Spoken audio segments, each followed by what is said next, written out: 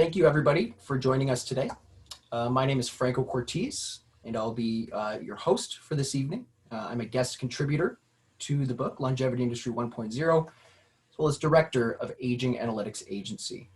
You're joining us for a virtual roundtable discussion featuring a number of guest authors to Longevity Industry 1.0, defining the biggest and most complex industry in human history, a new book co-authored by longevity investors and thought leaders Dmitry Kaminskiy and Margareta Colangelo.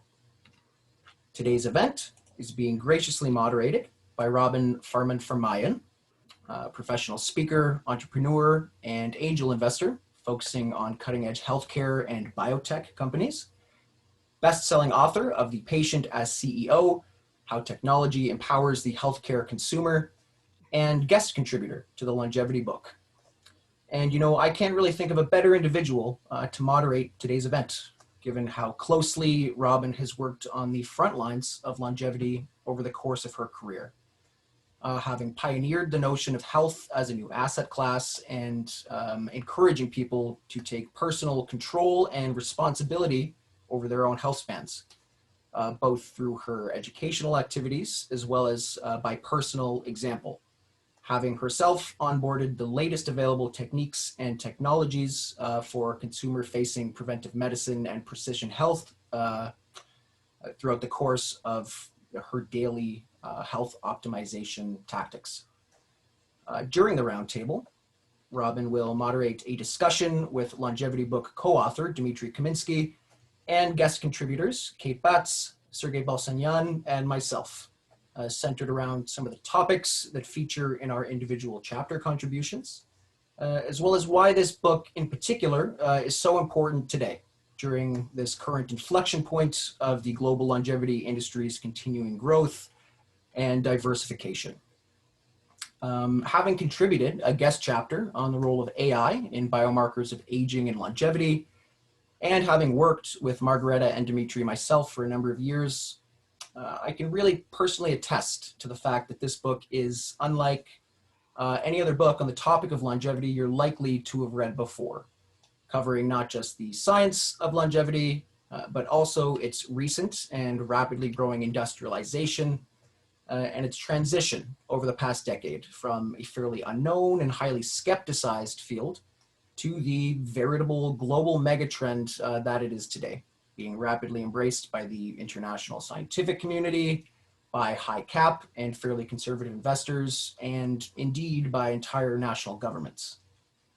I'd also like to highlight the fact that this book is just the first volume in an ongoing series of books, and that while Longevity Industry 1.0 describes Dmitry and Margareta's journey over the past 5 years in creating, for the first time, a dedicated analytical framework capable of defining the industry, as well as individual subsector specific frameworks to optimize strategic decision-making and facilitate a full scope understanding of the industry in the face of its unprecedented complexity and multidimensionality, that they are in fact already hard at work on the sequel, Longevity Industry 2.0. Which will deliver deeper, more targeted practical insights into the actual application of these frameworks in practice.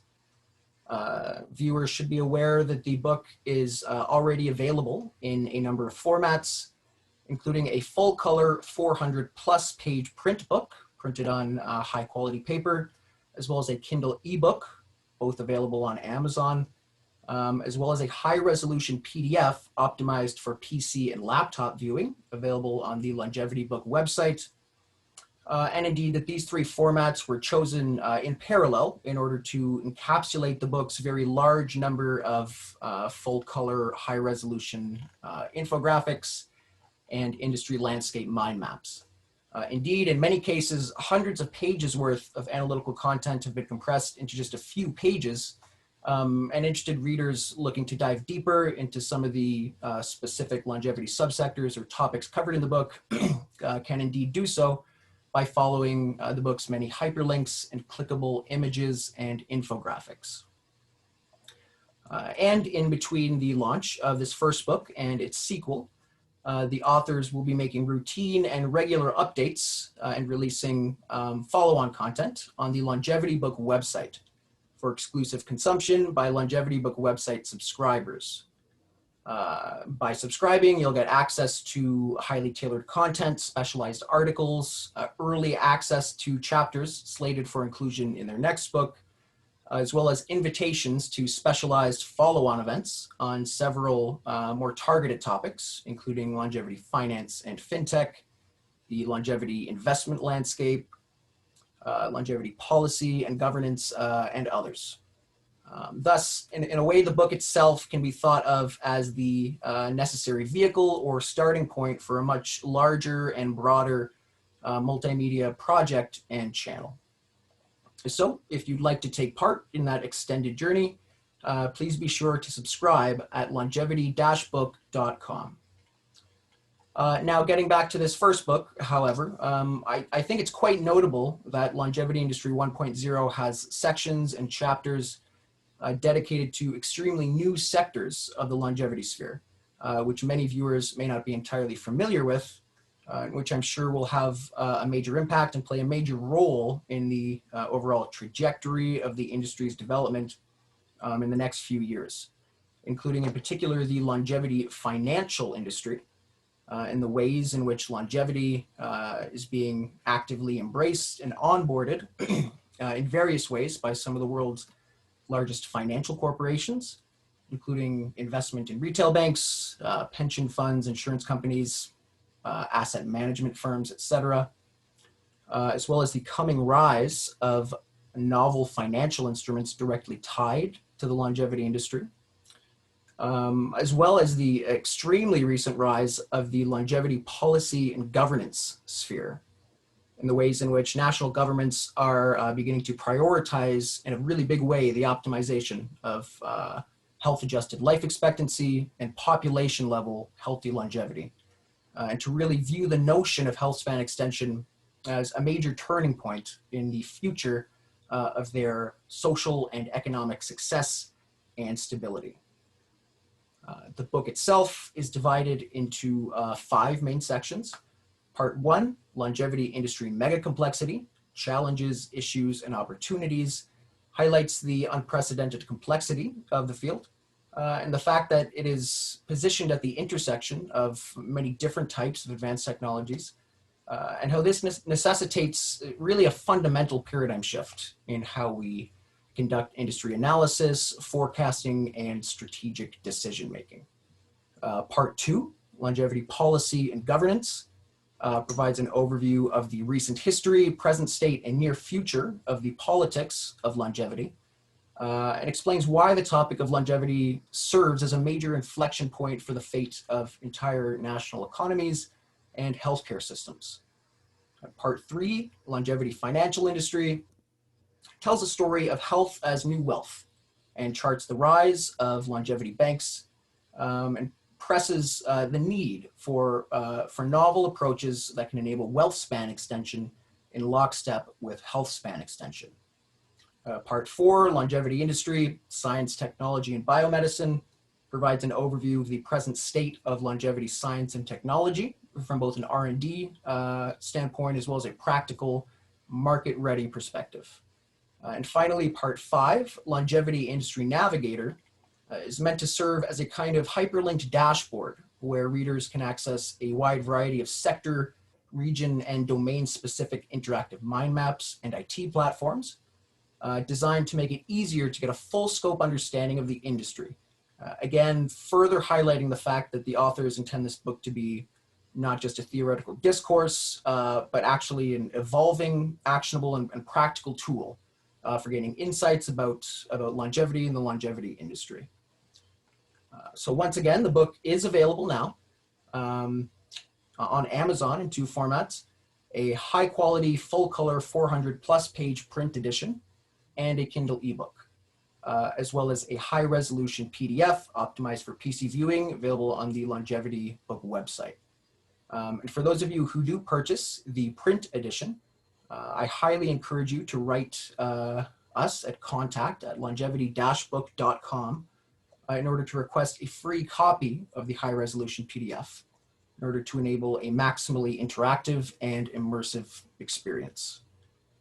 I'd like again to remind today's viewers to subscribe to the Longevity Book website in order to stay tuned for further upcoming events and to gain access to a variety of exclusive follow-on materials being made available by the authors to Longevity Book website subscribers. With that out of the way, I'd like to pass the floor over to Robin now, who can introduce herself and the scope of today's event in a little bit greater depth. So hi everyone, I am Robin Farmanfarmaian. You heard a little bit about who I am earlier. My life goal is to impact 100 million patients worldwide. And so I want to tell you about some of the really cool technology companies I've worked on or am working on currently. And a big shout out to Steve Matheson and Keaton Patel, Dr. Keaton Patel. They are in the webinar right now, and they are the co-founders of one of the companies I'm working with. It's called Convolytics, and what they have is a supplement that will clear senescent cells. Now, if you know a lot about the longevity industry, you probably have heard of senescent cells. The implications for that on aging, but also things like neurodegenerative disease and autoimmune disease are huge.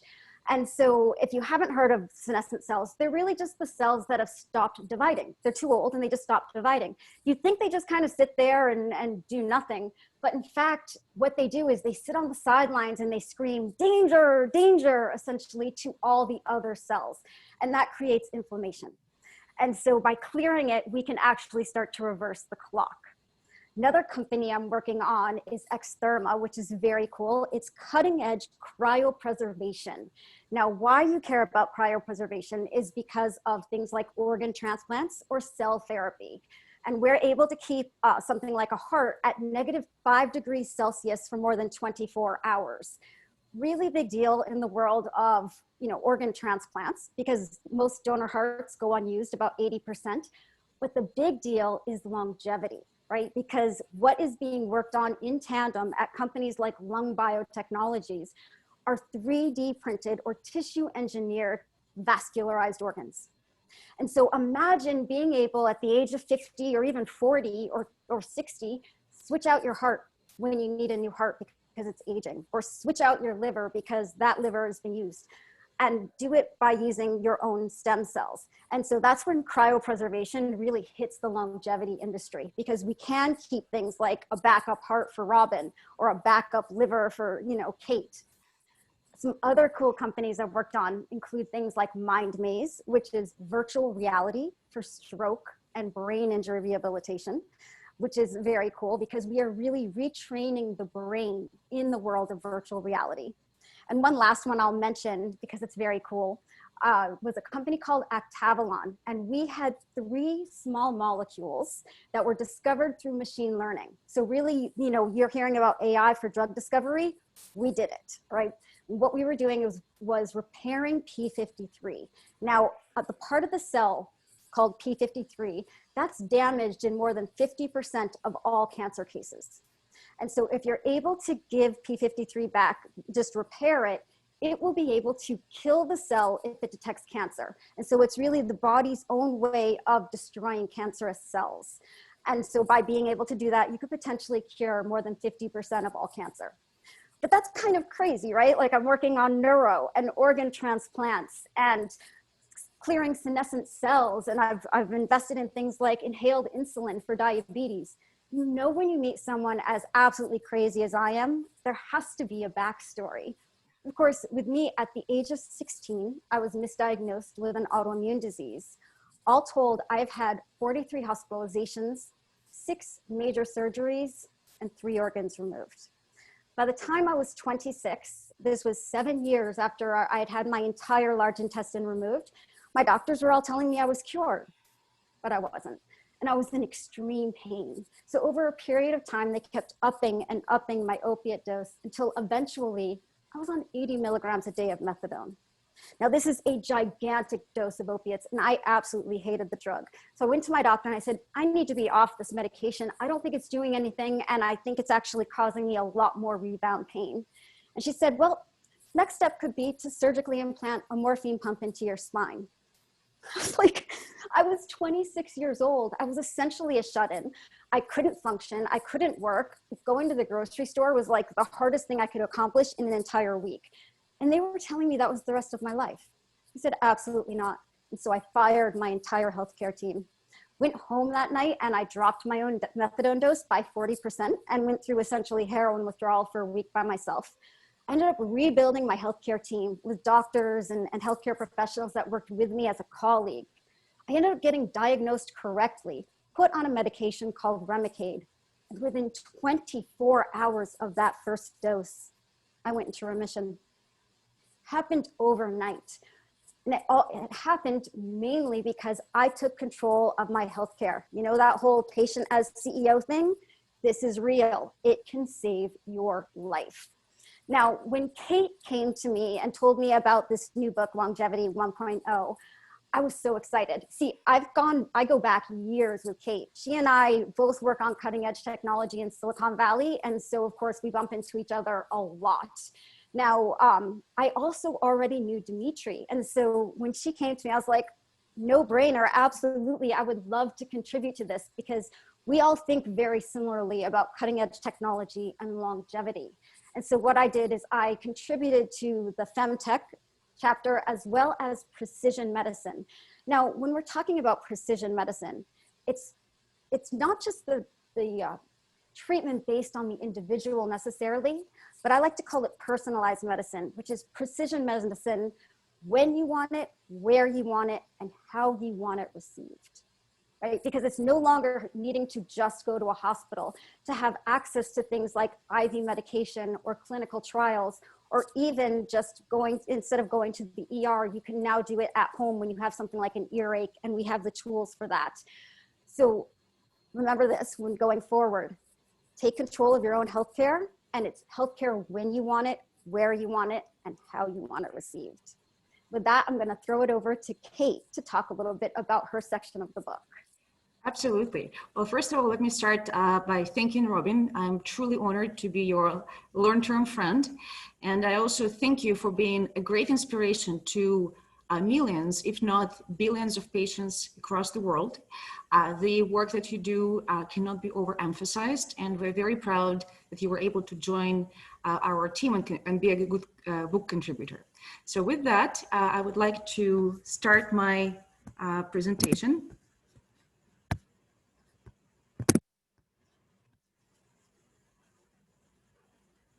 Just a moment.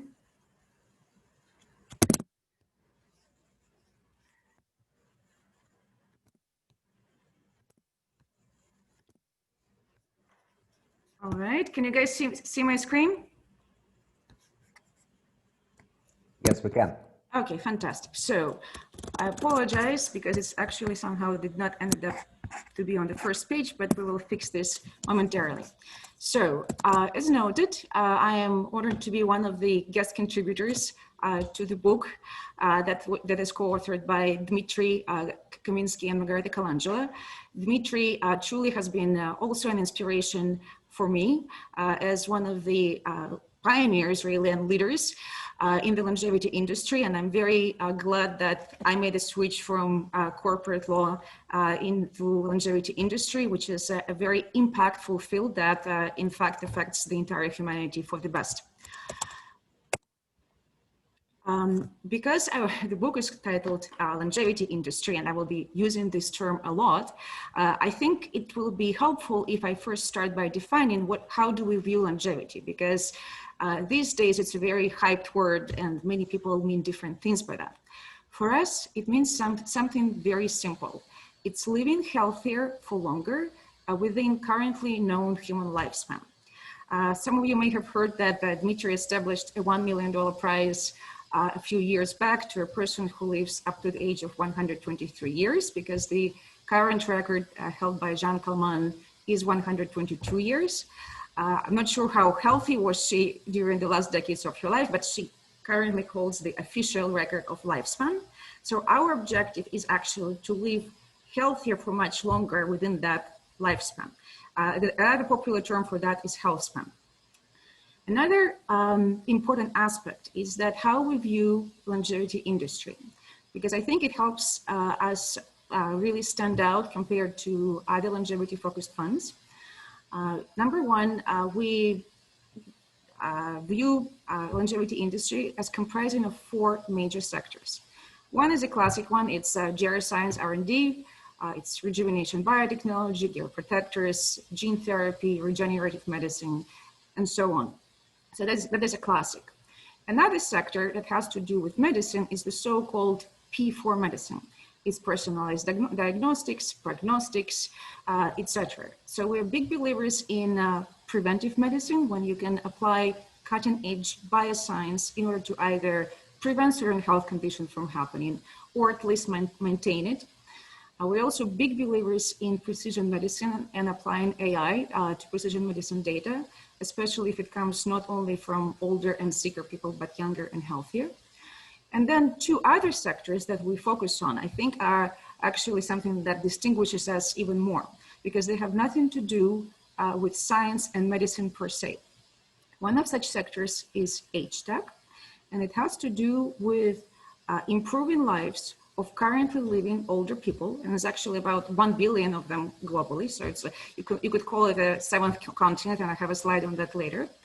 And life improvement happens by virtue of things like cognitive enhancement, think Lumosity, entertainment for older people, continuing education, FinTech for the elderly, and the like.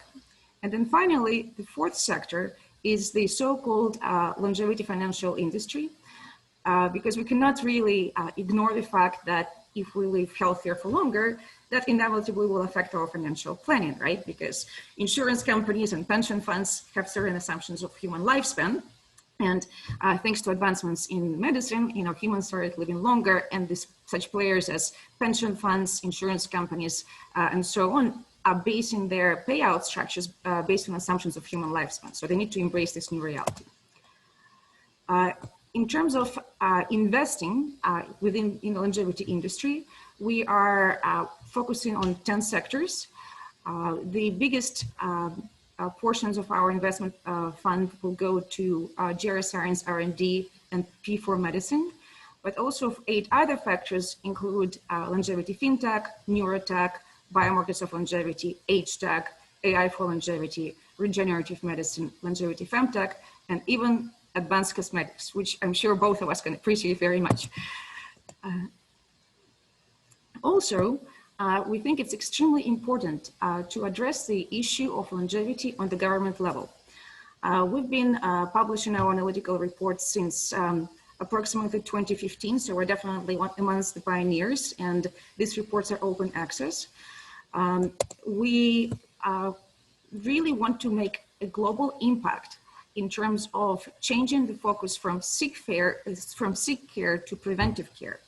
And as part of that initiative, we've produced several reports. One of them that you can see here is the Global Longevity Governance Landscape, when essentially we analyzed 50 countries in terms of their longevity effectiveness and factors that we included. I mean, actually there were 200 parameters, but if we have to sum them up, there are such factors as economy, politics, environment, healthcare, and then there's a bunch of other subsectors that are involved and measured.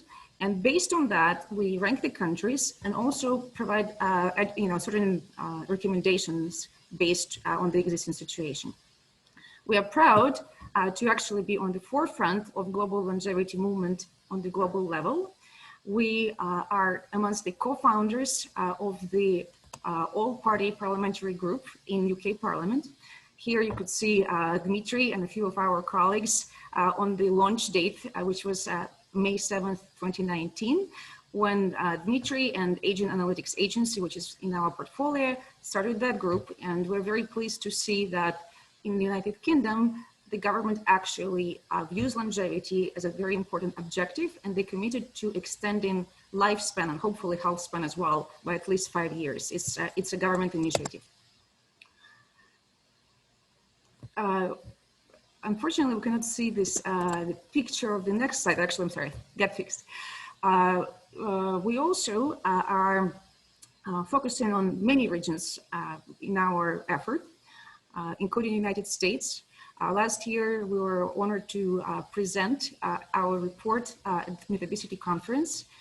And this report was devoted to a regional study in the United States, which analyzed health outcomes in the United States compared to other countries. It's probably not a big surprise, but despite the fact that the United States spend the most on healthcare, which is close to 20% GDP, unfortunately, they cannot boast neither the longest lifespan nor health span. In this diagram, you could see the leaders in life expectancy, but then more importantly, US really lags behind developed countries in terms of health span. So comparatively speaking, health span is essentially how many disease-free years do you have at the end of your life.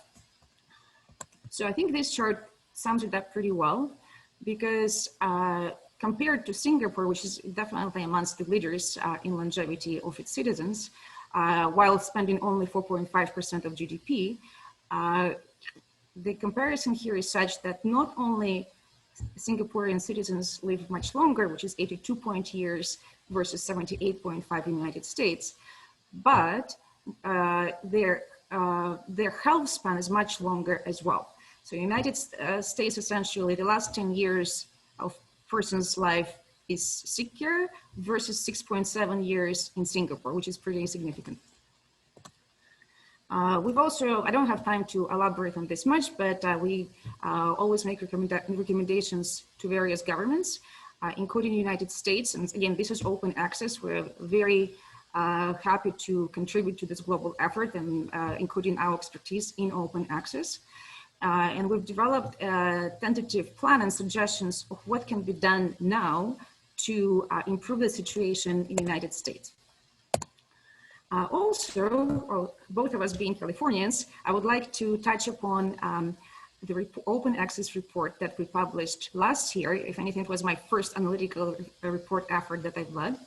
And it was devoted to longevity industry in California. So what we've done is, it was our first regional study in the United States, because we've done ones on Singapore, Switzerland, UK,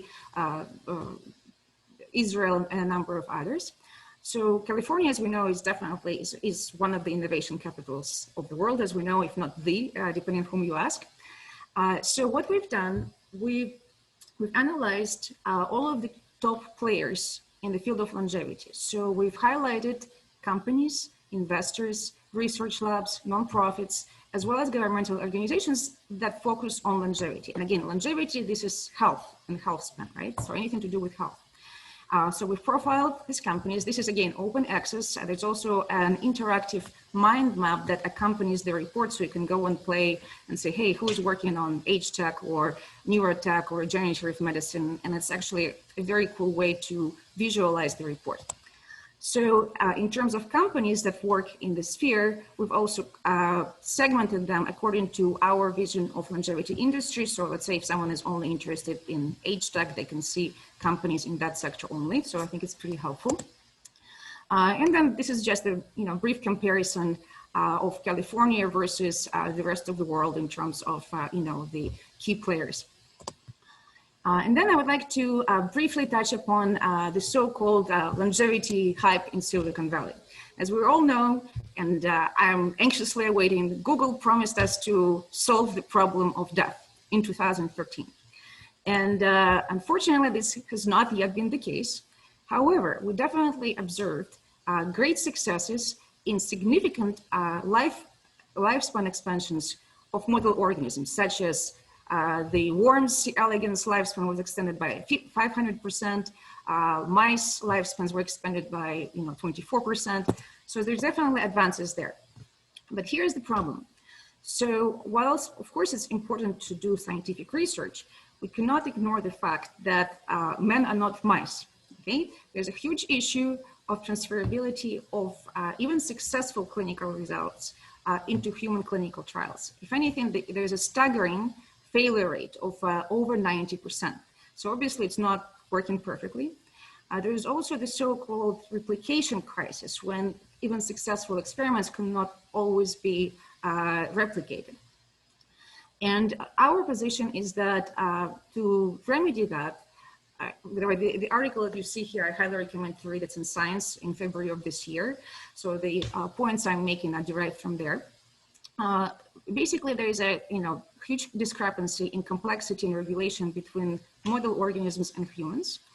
And system biology and machine learning need to be used to translate relationship across species. And the conclusion is that instead of humanizing animal models, greatest success will come from humanizing computational models derived from animal experiments. So key conclusions on California is such that, yes, obviously it is a very important region in science, including longevity. However, there are many other regions globally that focus on longevity as well. And their focus is not just biomedicine and model organism or so-called R&D moonshots. So I've mentioned the importance of age tech, the P4 medicine. So it's a very important factor to consider. Also, our position is that I would say such overexcitement about successes in extension of lifespans of model organisms, if anything, creates this hype, because you can be very excited that the worm will live 500% longer, but then what does it mean to us?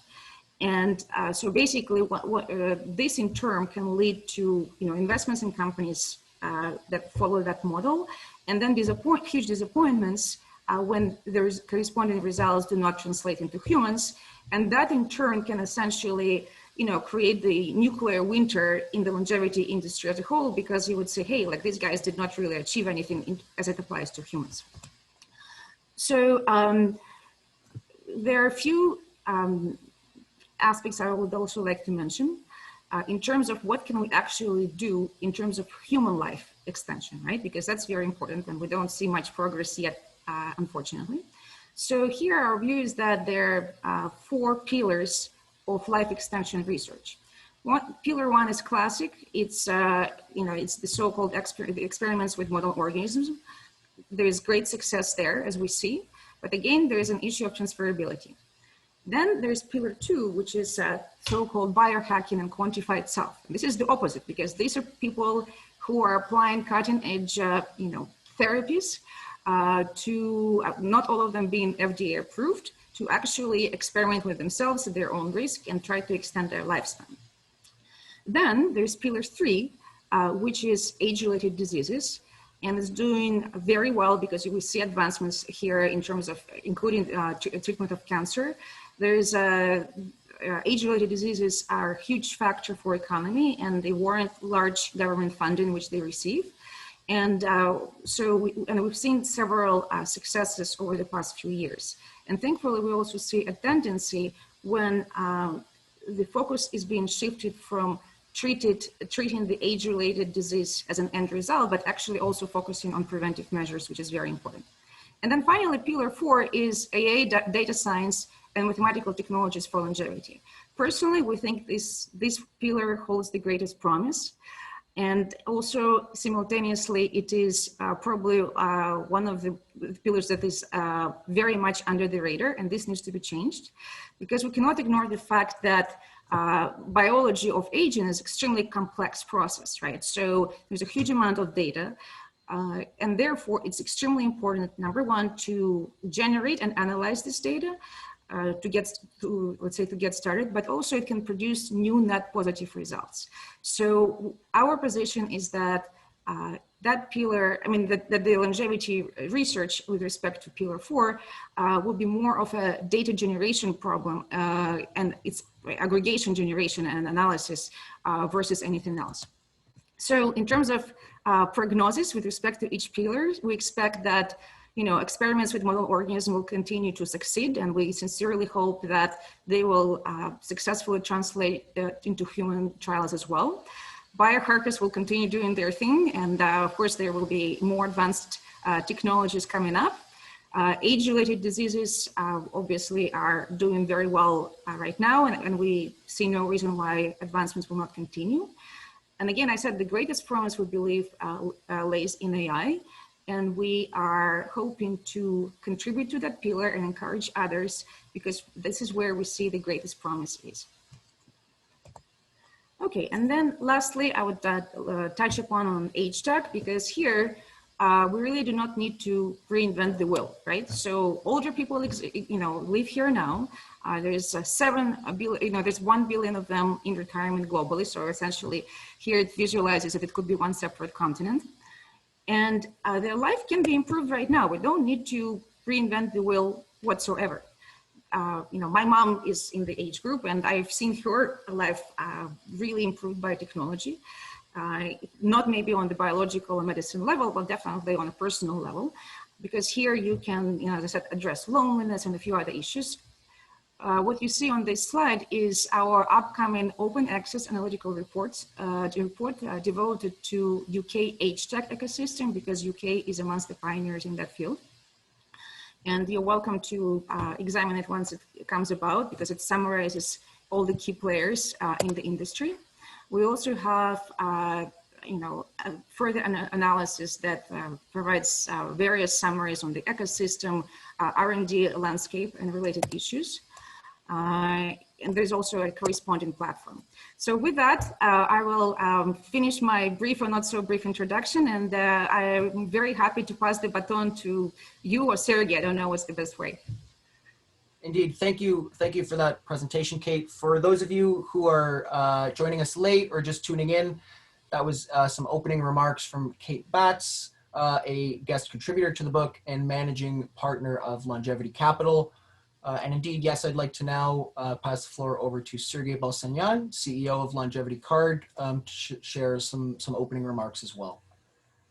So, good afternoon, everyone. Thank you for joining us today. As Franco mentioned, my name is Sergey Balasanyan. I'm the CEO and co-founder of Longevity Card. In the book, I contributed the chapter on longevity FinTech. And let me share with you key takeaways from the chapter. First of all, health is the new wealth, and customers' financial wellness very much depends on the state of their health. COVID-19 proved it by making people rethink their priorities and understand that health is the most precious asset. In the next few years, we will see the rise of integrated fintech and health platforms that will use AI and data science to redesign totally financial and wellness markets in order them to be integrated into a synergetic blend of health, insurtech, preventive medicine, longevity, age tech, and financial well-being. In regards to age tech, the older generation holds the lion's share of deposits in banks globally, which is like successfully being ignored by modern challenger banks or most part of traditional financial institutions.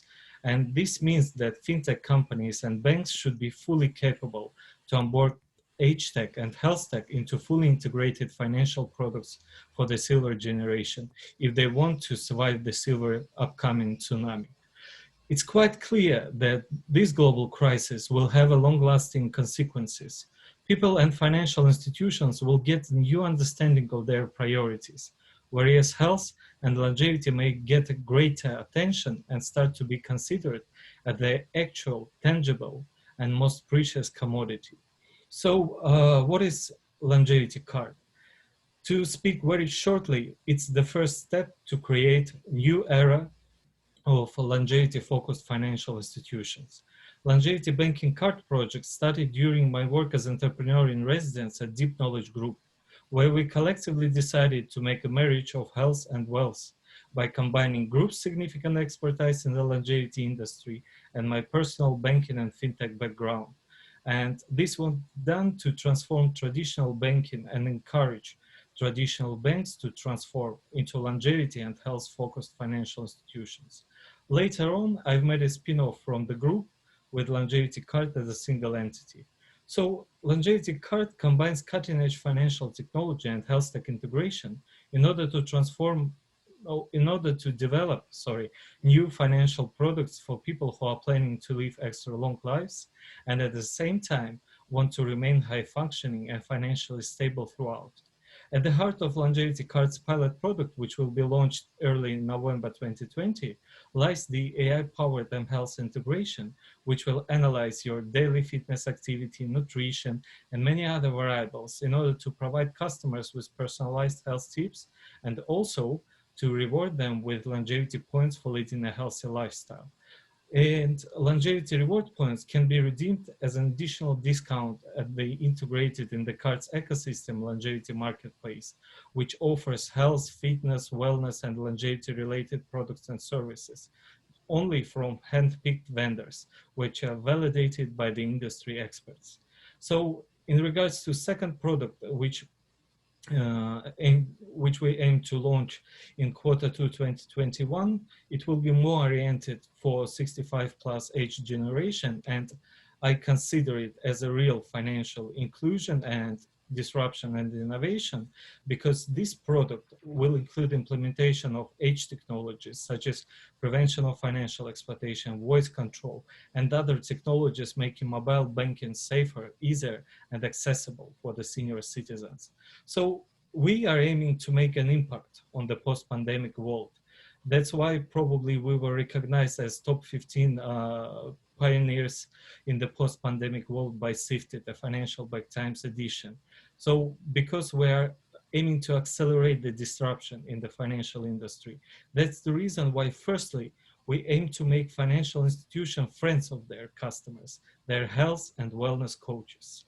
This is why technologies such as health tech and age tech implemented in longevity card are crucial for the future of banking.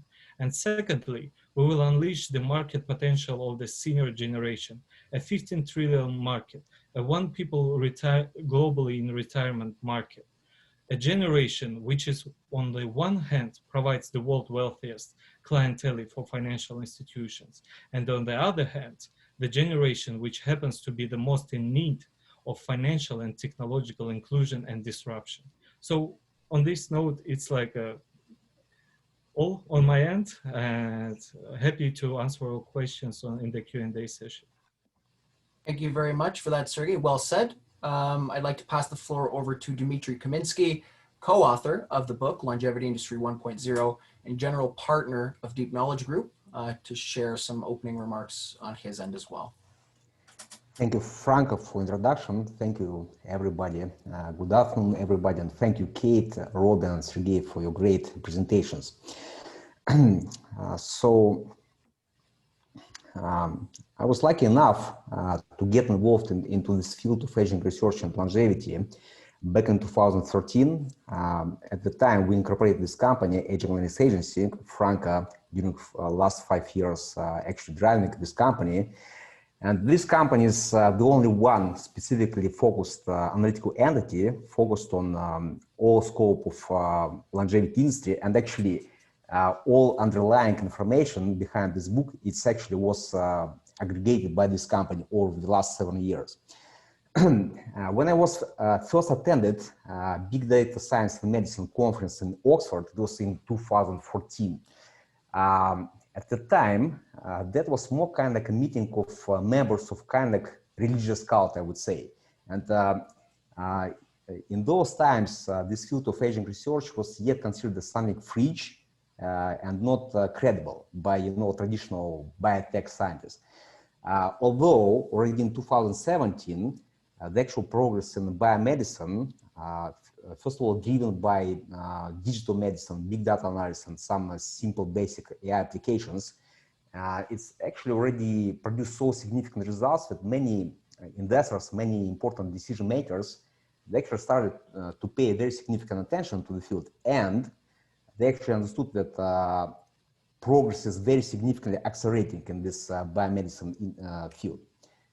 Now, this mind map was produced by Aging Wellness Agency in 2017, the business of longevity. As you can see, here's 100 companies, 100 investors, and top 10 research hubs. This is the science of longevity. Although, yet in those years, 2017, 2018, it was hard to speak with decision makers in biotech industry and many others about longevity industry as the separate industry, as specialized industry. At the same time, already in 2019, things significantly changed. The general perception, especially by media and public, changed. And the industry actually, went to such extent that, as Kate mentioned, we supported establishment of Longevity International UK, Secretariat for all Participatory Group on longevity. And this group, over the last year, produced blueprint for national industrial strategy on health longevity for the UK. The current size of longevity industry is considered to be around $17 trillion and is projected to grow up to $27 trillion in the next 6 years. However, because of COVID pandemics, this might even change to the best in the sense that industry can grow faster because many relevant people, especially financiers, they actually understood what is more important in their lives, that you cannot take money there. And therefore, many of them are now understanding that health and longevity, their health and their longevity is the most precious asset, much beyond their any wealth assets.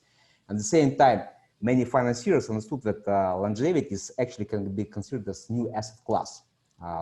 And by the way, longevity industry, major part of this industry is comprised by big financial institutions, including big insurance companies and big investment banks. As Kate mentioned, there are more than 1 billion people in retirement globally. You can consider them as citizens of the 7th continent, and by the way, the most wealthiest continent. Longevity industries representing extreme mega complexity. This actually brings us extreme challenges and issues, but at the same time, great opportunities. And we are applying these frameworks to analyze the industry, including this framework for the longevity financial industry.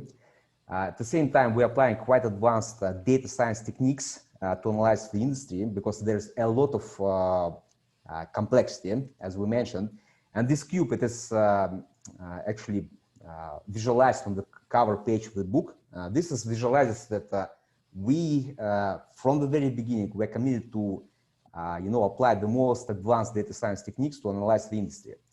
We're applying different types of, let's say, big data analysis and different specific methods. This is just kind of several screenshots to give you some general understanding. In particular, for example, we started with applying very simple tools such as technology readiness levels. These analytical frameworks are very common in aerospace and mechatronics industries. At the same time, when we start to apply this to biomedicine and longevity, this is bringing quite simple tools, logical tools, especially relevant for investors to de-risk them, to help them to avoid simple mistakes, not to invest into something which is not have realistic opportunities to be on the market in the close years. At the same time, in the next 2 months, we're launching much more advanced big data analytical system. So it will be actually an investment analytics dashboard. As I mentioned, if in 2017, we started with profiling several hundreds of entities. In first mind map, we had something like 300 entities. In the first iteration of this system, we'll have approximately 50,000 entities. So this dashboard will be produced by agent analysis agency. There will be open source part of the system, and there will be proprietary commercial part for professional investors.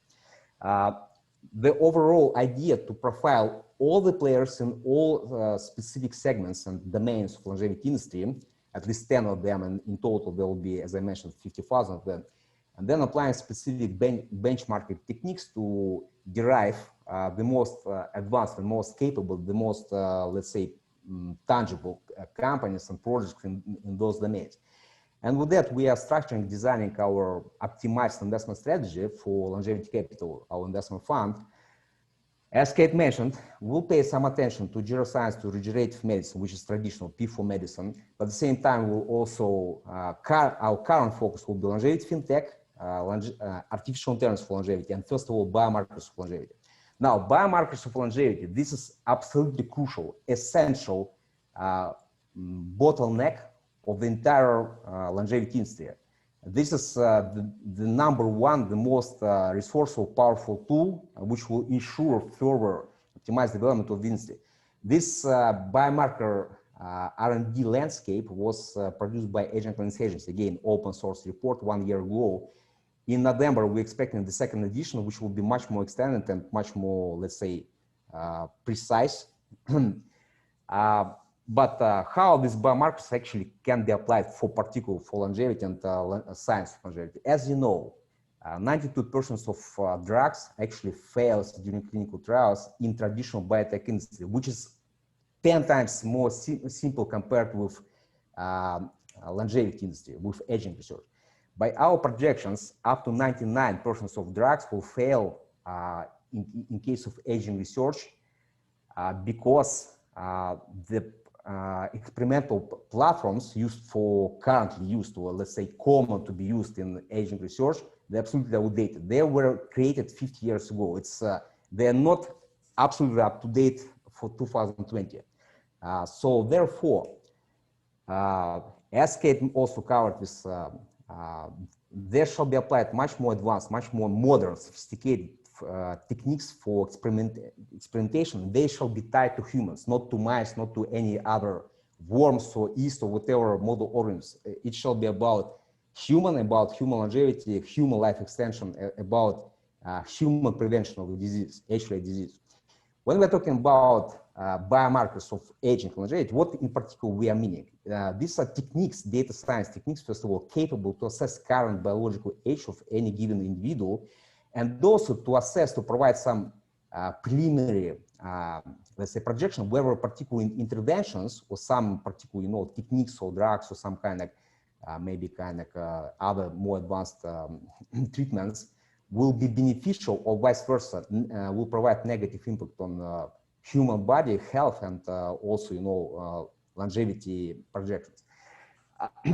There are some projects which already now have some panels of biomarkers, but we are estimating that by 2022, there will be good enough sophisticated, fully structured panels of biomarkers of longevity. And this will actually ignite a lot of very tangible tools and leverages for multiple players, including, for example, investors. It's like, from my point of view, it's to invest in aging research now without being based on some evidence derived from mice that something extended life of mice or worms. This is much to play in casino for investors is much more safer rather than to invest into those products which are claiming providing some results being based on mice. Investors shall be ensured that they have at least some preliminary, some at least basic kind of evidence on humans. I'm not talking about that, making dangerous experiments on humans. I'm talking about applying much more advanced techniques for experimentation, where model organisms, human bodies, and virtual emulation of experiments, of trials is, created, combined together and empowered by artificial intelligence. For the subscribers of the book, we will also provide a lot of additional content between this edition of the book and the next edition.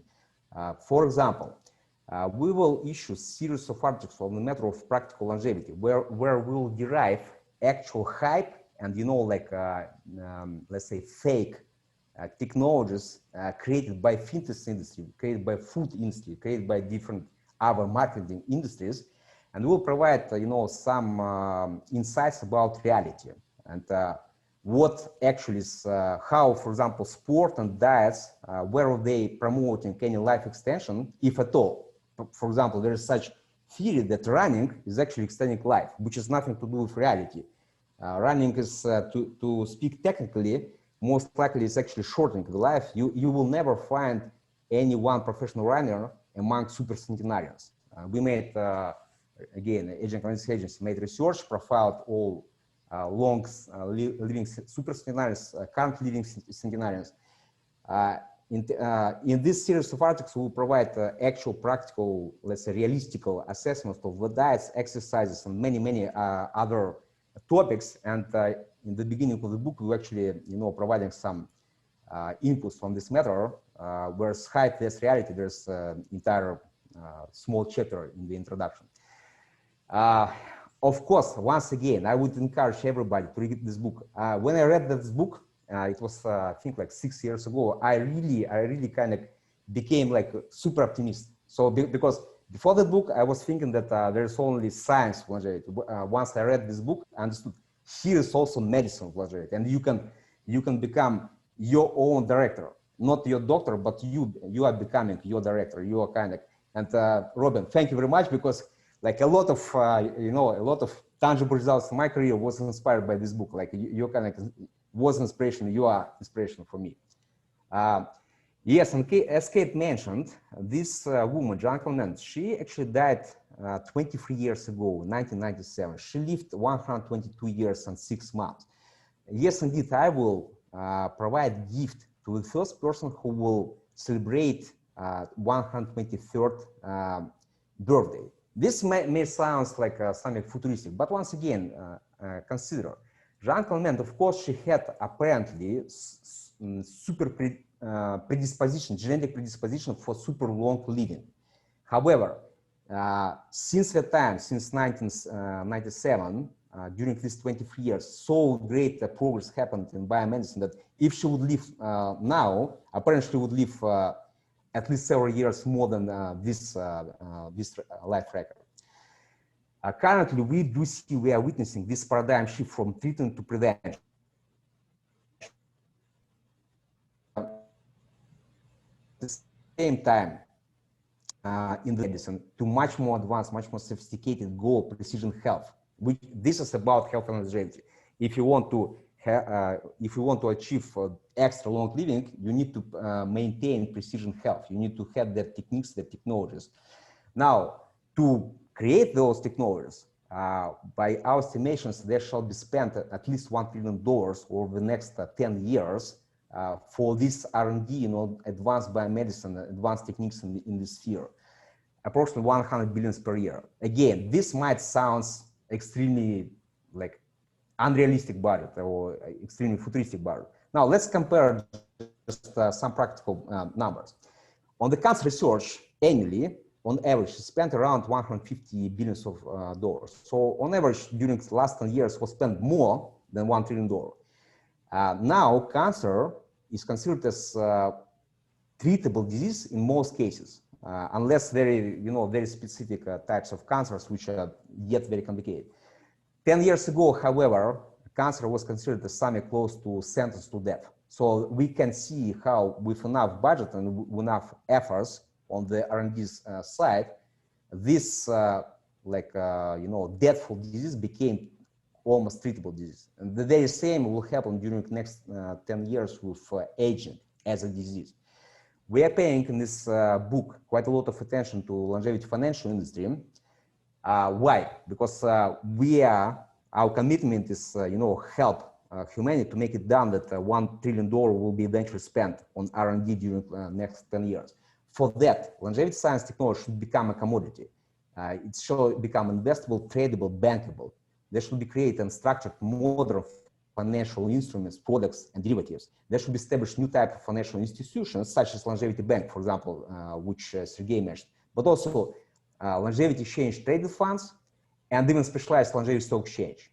And the book in general is about two opposed megatrends, advancing biomedicine, aging population. However, in the book, we are considering several scenarios and how to structure, the trajectory of the industry so there would be positive scenario, and how to avoid this pessimistic scenario.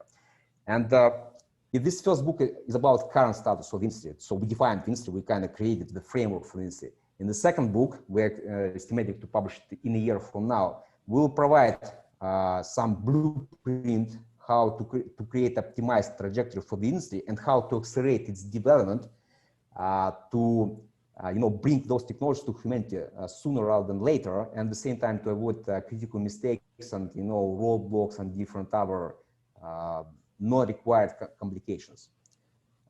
Thank you very much, and now I would like to give the word to our great friend Robin, and she will moderate our panel discussion. There we go. I had to unmute myself. Thank you so much, guys, for all of that information. It was amazing. And I do have a bunch of questions to ask you, so I'd love to start there. So the first question is, one thing that's clear throughout the entire book is the potential for the tech sector to really disrupt longevity. But a lot of investors in the world of longevity don't actually think that way, but I know you guys do. So I would love, especially Dmitry, what are your thoughts around that? Well, of course, my thought that artificial intelligence is, the major tool, the major solution. It shall be like any science. And first of all, 7 years ago, when I entered the field, there was no AI at all, and even big data was, something like very kind of abstract, big data in medicine. However, over these 7 years, artificial intelligence in medicine, in drug discovery and biotech R&D became very practical, very realistic tool, and the progress is accelerating. So we can, it's absolutely inevitable that in the next 2-3 years, with artificial intelligence in healthcare, in longevity, will happen more than happened during the last 7 years. Kate, Frank, I think that you can add quite a lot on these matters. Indeed. Sure. Please go ahead, Franco. Sure, Kate. Yeah, I couldn't agree more, Dmitry. We're living very much in a data-driven world, and that's been the case for a long time now. But it's very present in the public perception right now with the rise of social media and privacy concerns surrounding that. So I think that we can all agree that we're in a data-driven world, and if there's one thing that AI is really good at, it's managing, structuring, and analyzing data. If you take just as one single example, the biomarkers for aging and longevity sector, the number of biomarkers and panels of biomarkers and the volume of data that we have within that sphere is already pretty overwhelming, and the trajectory is really just continuing upward. And I think that AI will, come to be recognized as, serving not just a complementary role, but a fundamentally necessary role in making sense of all that, and structuring it and analyzing it, and in deriving insights from it, especially within the near term. I mean, Dmitry, I know in the book, you and Margareta really hammer home the point that, health span extension, especially on a population level, and national healthy longevity as an objective for progressive modern governments.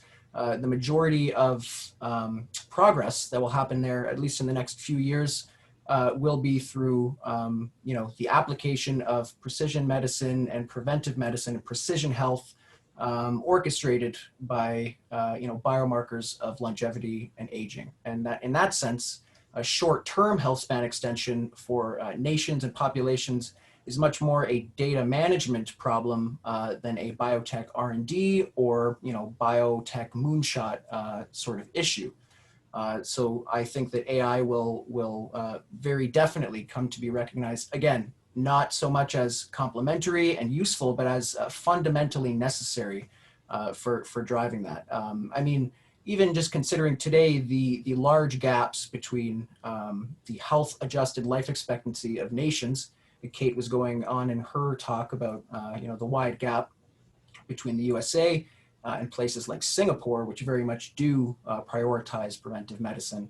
The gaps there are extreme, both in terms of health adjusted life expectancy and the gap between healthy longevity and normal lifespan. So we can see that practical tools and technologies exist and are at the possible service of governments today.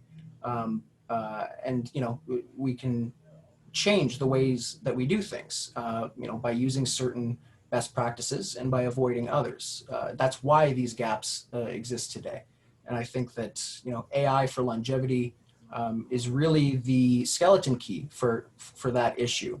And while it may not play a very strong role in the industry today, in the sense that it's overall the proportion of the industry that it occupies in terms of investment dollars and things like that is still comparatively small compared to other sectors. Its accelerative and disruptive potential for the industry is pretty close to unquestionable. And I think that it'll come to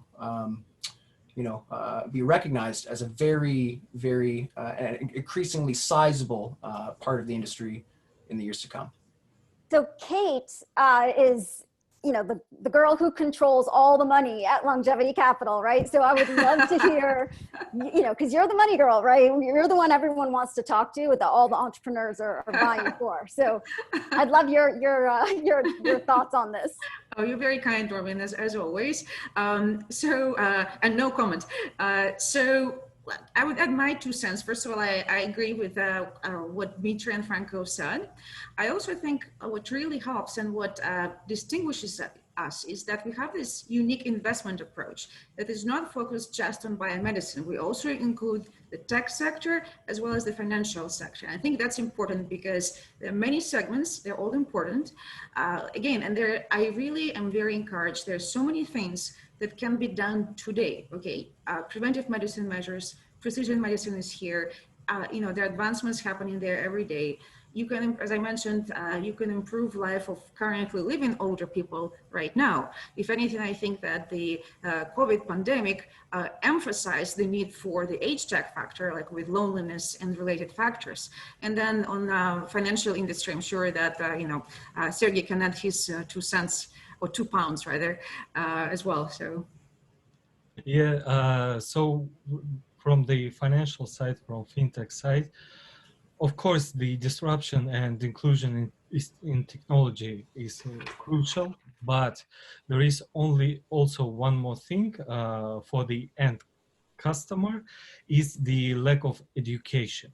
So, for example, just if we take in account the WhatsApp app, I have grandmother. She's 89-year-old. So like 5 years ago, she didn't want to touch the phone. And after I showed her how to use, she's sending me now the pictures every day. So the same thing is about the longevity fintech, about the technological inclusion. The only problem is the lack of education, lack of accessible education, webinars, etc. Or even if they have a book about how to use mobile internet. There are some companies, especially telecom companies, who are issuing books for the senior generation. And because of this, they're getting more and more customers.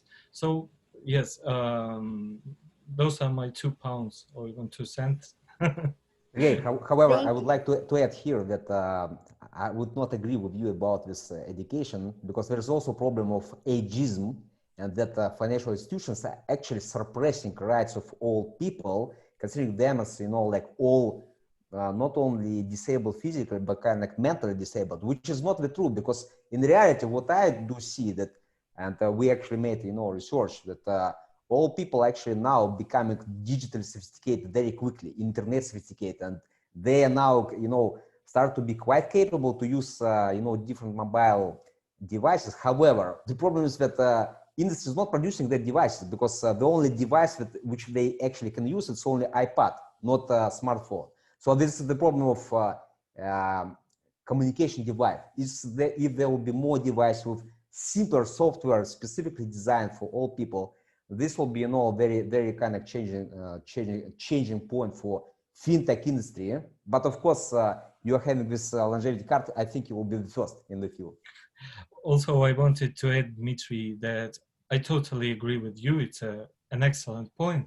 And for this particular case, to make perfect seamless user journey for our users, we are partnering. I can't tell the name currently, but we are partnering with several national research universities who will help us to develop this seamless user journey.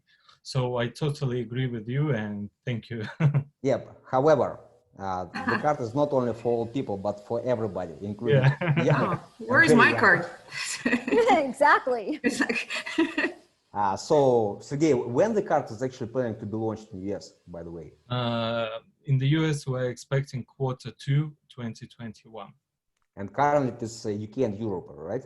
Yes, exactly. Mm-hmm. Okay, good. Okay, so now we have to go to Europe. I think a group trip would be in order. Yes.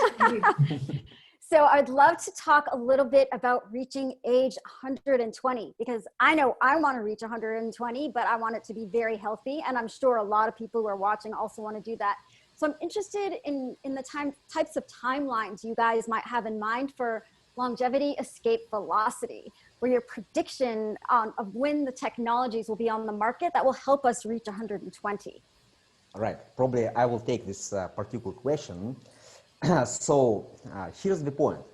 ETA is estimated time arrival to the level of escape velocity. Escape velocity, this is a term which is used in, again, aerospace. what is the speed required for a particular vehicle to, to be able to take off from Earth orbit. Now, what the speed of acceleration of development of biomedicine is required for particular people to maintain their, current biological age, in the sense that if I succeed to survive one additional year, during that next year, the actual amount of progress and practical applications to my health will extend my life to at least one additional year. The problem with this, so my prediction that for the people of our average age, let's say 40 years, estimated time to achieve this escape velocity is 2030. For the people, for example, such as Franco, who is 28, I think, so for him, this estimated timeline is 2027. For the people who are, for example, now 60 or 80, this will be 2035, maybe 2040. So this depends on the current state of your health, age, and your current biological age. In other words, younger people will achieve that, technological abundance sooner because their immune system yet working very well. All people will have to survive a little bit longer to achieve that level of escape velocity. But in general, current normal life expectancy for people such as us, it's absolutely beyond 100 years. For most of us, it will be 120 years. And, projections like 130, 140, it's also realistic, and it will become normal in 10 years from now, in the sense that public perception will estimate that 120 is normal. Just in 10 years, so by 2030. In 2013, when I entered this field, all people were considering that average life expectancy is 75. Whenever anybody on any conference was saying there will be average life expectancy 100 years, everybody, it was 7 years ago, were considering such speakers like a lunatic, like a dreamer.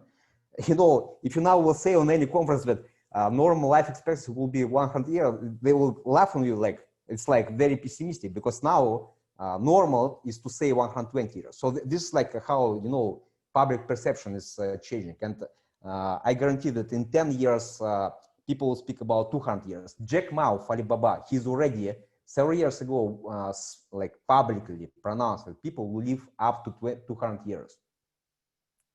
That's amazing. All right, so I want to ask Kate a question now.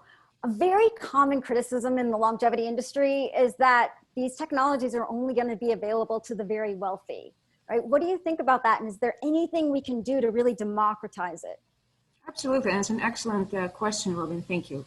Well, I think like any frontier technology, it initially is available to the very wealthy. We can take a look at the Human Genome Project, when one sequencing of one genome took billions of dollars, and now you can totally sequence yourself at a company like 23andMe, Ancestry, etc. for under $100 at sometimes, right? I think that today's smartphone is an equivalent of a supercomputer from many decades ago. So, but the key here is that once we get started, and yes, while the initial technologies will be available to the very wealthy, the level of investment would actually make it available to everyone rather soon. So we're not talking about decades here at all. So we just need to get the good tool and take it from there. So kind of like the VCR or the TV was back in the 70s and 80s, and now you can't even give a VCR away, right? Exactly, exactly. Yes, so there's big hope there. That's amazing. Mm-hmm. And one last question before maybe we take a couple from the participants. So this book really emphasizes that the longevity industry will really be one of the biggest industries in human history, but also one of the ones with the most ethical implications. Right? So can you talk about that a little bit, Dmitry? Yes, longevity industry is very simple industry in terms of ethical side. The only one way how you can generate profit, and actually super big profit in this industry, is actually to deliver health, and actual life to people. And now we have the problem that there's no clear tools how to assess what is like really healthy and unhealthy. But in 2-3 years from now, as I mentioned, there will be quite sophisticated panels of biomarkers, And any claim, whenever any doctor or any kind of company selling some kind of, I don't know, like food supplements or vitamins or, some kind of magic pill or, something like very, very secretive tools. So any person with, access to this technology will be capable to assess as CEO of their health, to assess what is actually healthy and whether those, magic pills, whether they are providing real, practical, let's say, benefits, or maybe, this is just placebo. So my point is that there is room for crooks and some kind of, bad actors in the field for another 3, maybe maximum 5 years to push their bullshit, fake product. But I can guarantee that in 5 years with these technologies, everything will be capable to be assessed in real time. With that, longevity industry will become the most ethical because good players will be capable to deliver good products to extend, health and life to the people, and with that they will deliver the most precious steps, which is much beyond than any financial assets. So this is like equation which is here's ethical side is absolutely equal to business side. Awesome. Kate, do you have anything on that particular question? No, I think I completely agree. And I think, especially in view of the pandemic, it's very clear to everyone there is nothing more important than human health, right? We've even seen, I guess, somewhat surprisingly, that the level of biotech investment increased substantially and was very robust in Q1 and Q2 of this year, right? So I completely, admire your passion and mission to positively impact millions of patients globally, but longevity and human health actually affects every human being on this planet. So I think ethical implications are absolutely positive for every human. That's amazing. Thank you. Now I'm going to look, we have a couple of questions coming in from participants. This first one, what are the technologies that will make drug discovery cheaper? And does the book cover this? And this is one of the things I talked about in my opening. So both machine learning, we were able to get a small molecule to mouse trials with less than $10 million. This is like huge in the world of clinical trials, right? You don't ever get to mouse trials for something that deep. But the second thing that really will help impact drug discovery is tissue engineering. Because right now, about, I want to say 20% or 40% of drugs fail in late stage trials just because they're toxic to the kidney. Mm-hmm. So instead, we can now do kidney assays and liver assays, which are just, tiny little functioning cells from a liver that we can test drugs on before we even get to mouse trials and find out if they're toxic to human beings, right? Way before we spend any money getting it to that point. What about the panel? What are some other ways that technology will hopefully make drug discovery a lot cheaper or easier? I think once again, this data science, artificial intelligence, this is the most universal, let's say, tool and approach. There was also one interesting question in our chat about whether countries will start to compete for the companies which are actually working in the longevity space. And we had very, very kind of clear answer to this. Aging Clinics Agency are already working for several years on the matter of longevity governance. So the company is comparing many countries and assessing which of the countries. So as you know, during last 50 years, countries, especially in all small countries, they were competing for big wealthy money launderers to provide them so-called, tax havens, to create for them, some kind of specific environments, and they would open bank accounts and keep their money. My prediction that, by the way, now countries are starting to compete for tech. So many countries becoming tech hubs along with Silicon Valley and competing for advanced tech companies. My prediction that in the next 3 to 5 years, there will emerge several countries which will create very specific, very advanced, progressive technological and legal frameworks to invite, to bring, to attract longevity-focused companies. Nice. All right, and one more question. A promising direction in longevity is resetting and reprogramming the human epigenetics. What's our opinion on that in comparison to other research areas? Any victim on the panel want to take that one? Franco, probably you shall be a victim. I would say, sure, that's research that we're aware of and that we're looking at. But, as Kate was mentioning, a really unique part of our strategy is our broad approach, allocating portions of the portfolio that fall within basically the full scope of the longevity sector, including not just biomedicine and things like geroscience R&D, which, indeed have a lot of promise, but are a little bit farther out and require a lot more validation. And things like finance and tech and things of that nature. So yes, we're aware of it, but the spectrum of sectors is broad. Even within something like geroscience itself, the breadth of the sector is broad, and we're basically looking, in a sense, to bet on the growth of the entire industry rather than making more risky bets on single technologies, single subsectors, single approaches, etc. There's also one interesting question about neuroplasticity. So, by the way, neurotechnologies, it's essential part of longevity. The major tissue in human body is brains. Without healthy brains, without efficient neuroplasticity, we cannot talk about human longevity. So it's do not make any sense, to not have well-performing brains and well-performing body. It's like nonsense. So my point is that, of course, when we are talking about longevity and technologies for longevity, first of all, neurotech and technologies capable to improve neuroplasticity, it's one of the most most crucial, most important parts. In our portfolio, we have one of analytical subsidiary, Neurotech Analytics. That company is actually was incorporated 1 year ago, and it is working on analyzing neurotech industry. In the next several months, it will produce the second report on the neurotech industry, and neuroplasticity, especially for old people, there will be a specific part on that matter. And to answer simply to the question, there are already some technologies capable to enhance neuroplasticity not only in young or middle-aged people, but also old people.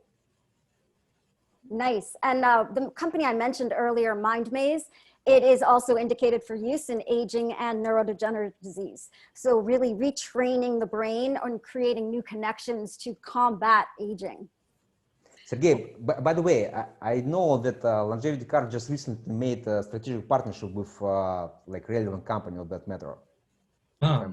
Yes, we've made a partnership with Headspace, which is #1 in meditation. Probably, Robin, you 100% know them.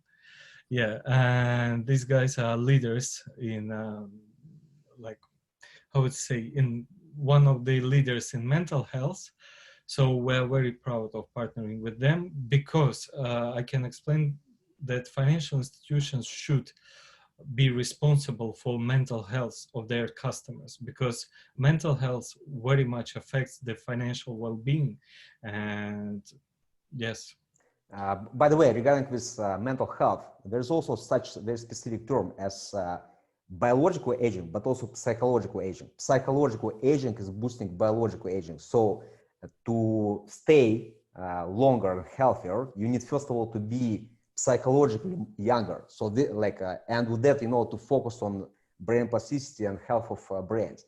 The health of the body is a little bit secondary, because having all the technologies and even such great example as Robin, you can understand that you can treat, you can repair your body, but brains is much more complicated, especially not only brains technically, but also nervous system and this like psychological aging and health of nervous system. This is like a very interconnected topics. Sure, and one more thing which I wanted to add, that because of Dmitry, of these old directions, I'm more than happy that 6 years ago when I met you on Oxford conference, I decided just to go out from traditional banking and move to longevity banking. So this is amazing. Yeah, by the way, in our book in introduction, we are actually formulating that one of the major ideas of the book, it's actually help many people to transition their careers from banking, from maybe lawyers or other industries towards longevity. Kate is one greatest example, but we need hundreds and thousands of such people as Sergey is Kate, because many people do now understand that it's good to work somewhere in bank, but like I was also working in financial industry previously, but then I understood that I do not have actually real purpose in my life. When I started to be in this longevity industry, every day I do know what to do. I mean, I don't have anyone free me, because I always can do something more in this longevity field.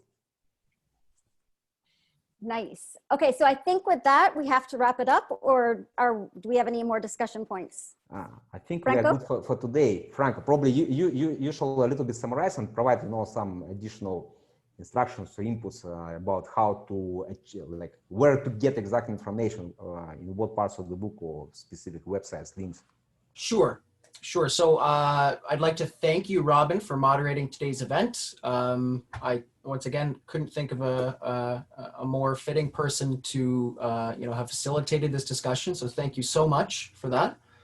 I'd like to remind everybody viewing today that the book is again available officially on Amazon as a high quality full color 400+ page print edition, printed on high quality paper, as well as a Kindle ebook, and that it is also available as a full color, high resolution interactive PDF, which is available on the Longevity Book website.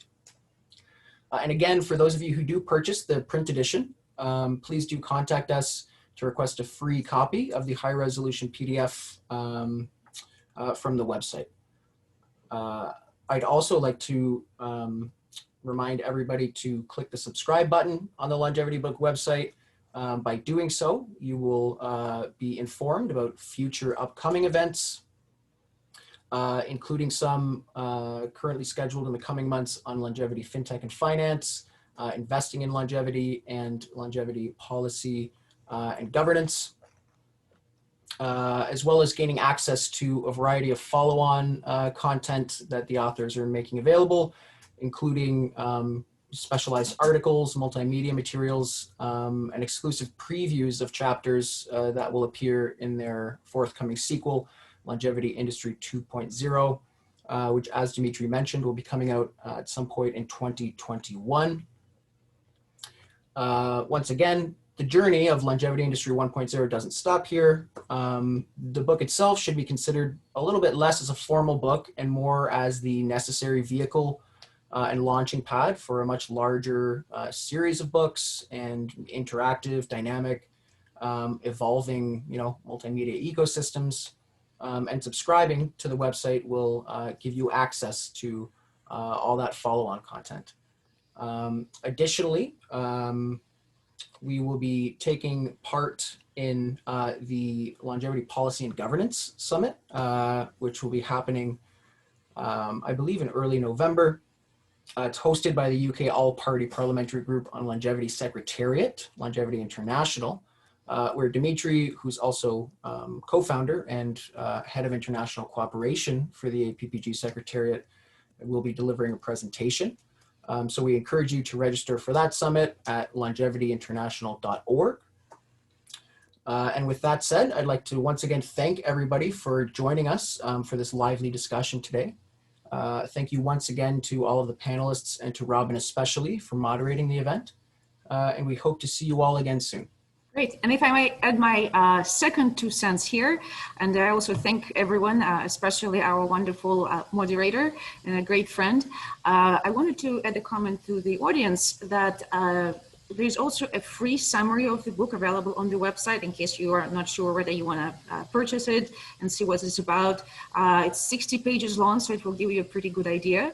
And then since we've been talking about, people who live up to the age of 122 years plus, and obviously we need to monitor them because we will owe the first person to reach 123 years $1 million. So there's a very cool open access report on our website. It's called agentanalytics.com. And you could see, all of the top supercentenarians, which is anyone age 110 and above. We've done this report in conjunction with Gerontology Research Group, and it's also interactive, and you can see the social profiles and what these people are doing. Personally, I really like it. And then finally, we also mentioned the importance of government policy on longevity. And if anyone is interested in that, there is more open access reports on the same website that cover suggestions to various governments, including the United States. And I think it will be essential if people spread this information and try to affect the policies of their respective governments, because we need to create a critical mass and make life better for everyone.